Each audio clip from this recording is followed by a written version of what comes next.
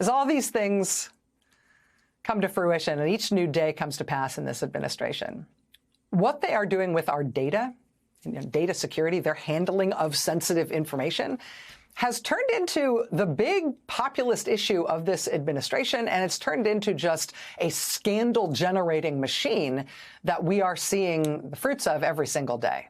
I mean, we probably should have seen it coming with Trump in his first term, taking all the classified documents from his first term and stashing them in his bathroom at Mar-a-Lago, right? Including classified documents concerning nuclear weapons. That was probably a hint that this was not going to go well in any second term. We should have seen it coming probably at the very beginning of his first term when he invited Russian government officials and a Russian media outlet into the Oval Office. And then he, surprise, gave them code word level classified information on ongoing covert operations by Israel.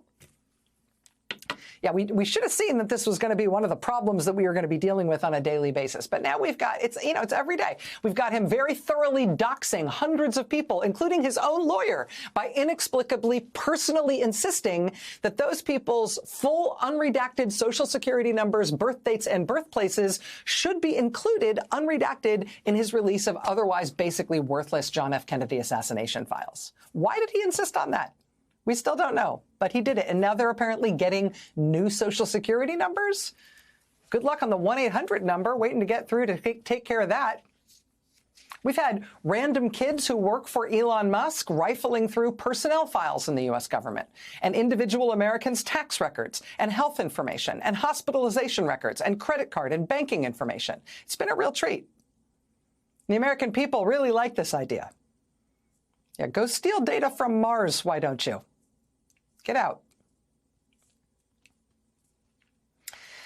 NPR reports today that last week, all Defense Department personnel received an advisory warning them that they should not use the app Signal even for unclassified information, not because of the security of Signal as an app per se, but because, quote, Russian professional hacking groups were targeting Signal users with phishing attacks.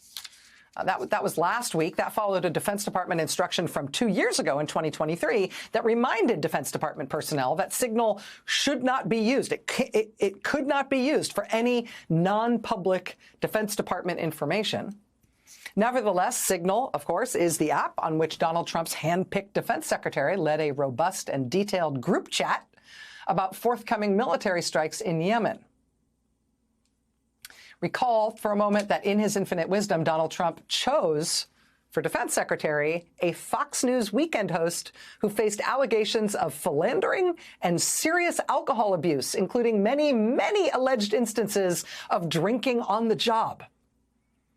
Pete Hegseth, of course, denied those allegations, and he looked so good doing it with his American flag handkerchief stuffed into his pocket in case he needed to wipe his nose. And so Donald Trump stood by him and his chiseled jaw for the job, and so he got the job, and now here he is, Pete Hegseth, confidently typing out with his thumbs that we are, quote, currently clean on OPSEC, while he was texting on Signal reportedly about specific U.S. weapons systems, named human targets, and the sequencing and exact timing of the battle plan for forthcoming U.S. airstrikes abroad, with a group of people that included the vice president, the CIA director, the director of national intelligence, the White House chief of staff, the Treasury secretary for some reason, the secretary of state, and also a random journalist who they appear to have added to the chat by mistake, but nobody noticed he was there because apparently nobody looked, because we're clean on OPSEC. Today at a Senate Intelligence Committee hearing, CIA Director John Ratcliffe told one senator, Democrat Jon Ossoff of Georgia, that this was not a mistake. Was this a mistake, sir? No. Oh, I guess this was all on purpose. We will speak with Senator Jon Ossoff about that in just a moment. But I mean, here we are, less than a week away from the news. This is less than a week after the news that Pete Hegseth apparently had planned a briefing in the most secure briefing room in the Pentagon, a briefing on the nation's most classified operational war plans for a war against China. He had planned a highest level, highest security Pentagon briefing on those super secret plans for a pro-China U.S. businessman with billions of dollars in debt to China and huge business interest in that country. who also happens to be the top campaign donor to the president. That plan was apparently only busted up at the last moment when the New York Times reported on it, which I guess embarrassed them too much to go forward with it, but Pete Hegseth had been planning on doing it. That was Friday. This Signal group chat revelation was Monday, right? I mean, things are rapidly disintegrating here. Also, I mean, what do we do with the fact that, you know, mishandling classified information in this way is very clearly a crime? I mean, do we expect the FBI will be all over that?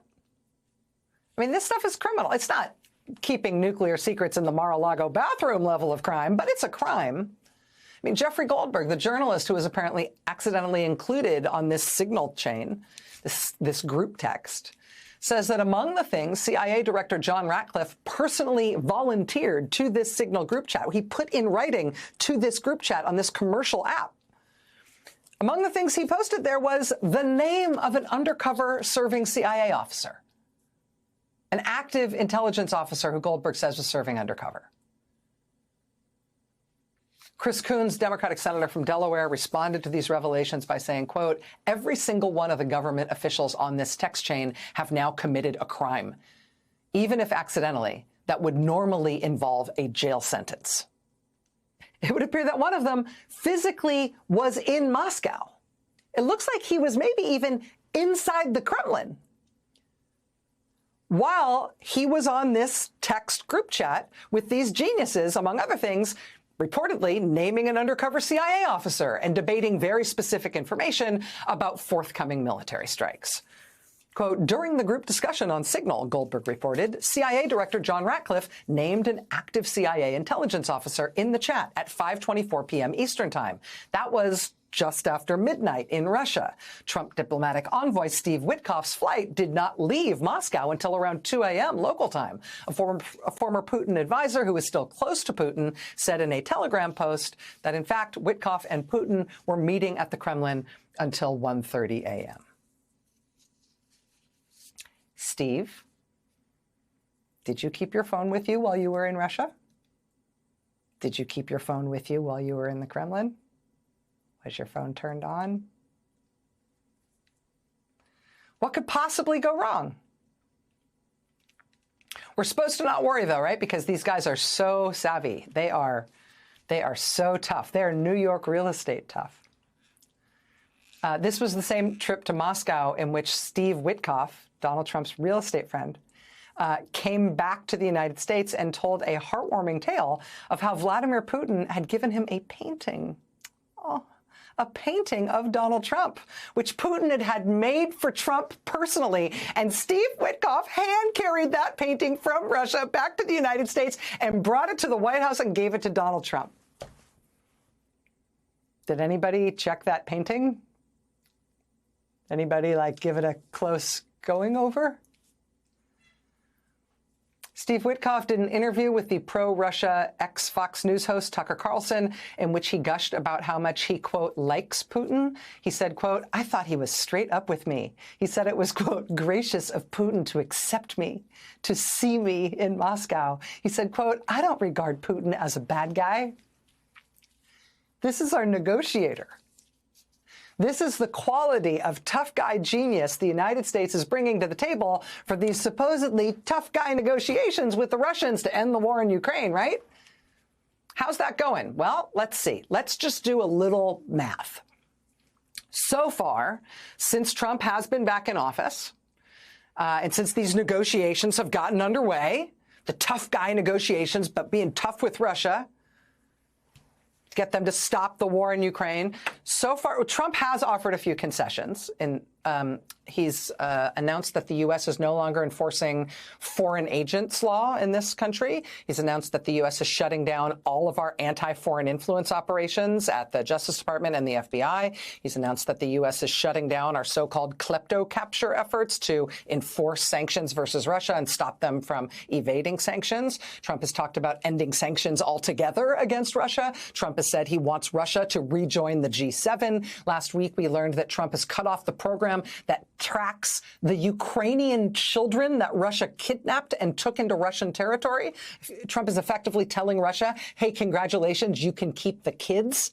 Trump has restarted diplomatic relations with Russia and said that Russia will soon be reopening their embassy and all their U.S. consulates at full strength in the United States. Trump shut down U.S. Cyber Command operations against Russia. He shut down our joint efforts with Europe to counteract Russian sabotage efforts in Europe, which thus far have included multiple arson attacks, an attempted assassination, and packing letter bombs onto international flights. We're no longer working with our friends in Europe to try to stop those things. Russia has reportedly asked for the U.S. to restart direct commercial flights between Moscow and the United States. Trump hasn't said a word about that, but do you think he'll say no? And now today, Trump says, quote, the United States will help restore Russia's access to the world market for agricultural and fertilizer exports. The United States will assist Russia in obtaining lower maritime insurance costs, and the United States will assist Russia in enhancing their access to ports and payment systems for such transactions. So that's so far what Trump has given up to Russia. But hey, I mean, it's negotiation, right? What did he get in exchange? Well, there's no ceasefire or end to the war in Ukraine. But yesterday, while those tough guy talks were underway in Saudi Arabia, Russia did happily shoot a bunch of missiles into Ukraine while the talks were actively underway. And Trump did get a painting. We are not dealing with the sharpest tools in the shed here at any level. We, in fact, appear to be dealing with very profoundly dull tools. But it's our national security that they're destroying, not theirs. And the American people are wise to it. Which means if this system still works, it should make all of this politically unsustainable.